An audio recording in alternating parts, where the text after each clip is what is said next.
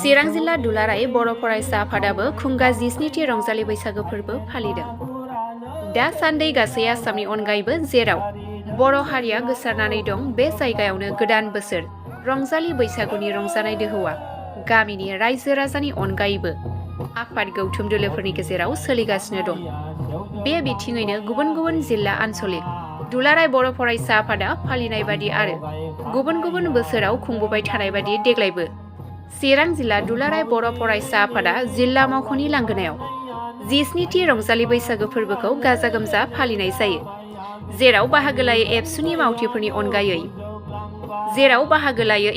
मावथिफोरनि अनगायैबो इएम रनजित बसुमतारी, बारग' मन्त्रि चन्दन ब्रह्म, बारग' एमएलए कमल सिंह नार्जारी, चिरां जिल्ला बर' थुनलाइ आफादनि आफादगिरि नगेन्द्र नार्जारी, चिरां जिल्ला आइजो दैदेनगिरिफोर, गोजौ फरायसालि फरायसालिमाफोरनि गोरायुंफोरजों लोगोसे एबसुनि गाहाय नेहाथारि खनिन्द्र बसुमतारी आरो लकसभानि एमपि जयन्त बसुमतारी बिथांमोनहा लोगो आफादगिरि मुस्रि रिरुप बसुमतारी मानगोनां बिथांखौ आफादगिरिखौ मदद होनो थाखाय खावलायबाय। लोगोसे मानगोनां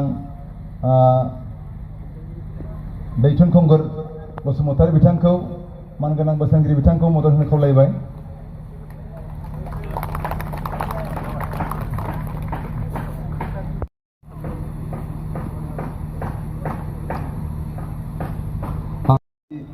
सियारफोर बेयाव जिरायनो थाखाय खावलायहरबाय।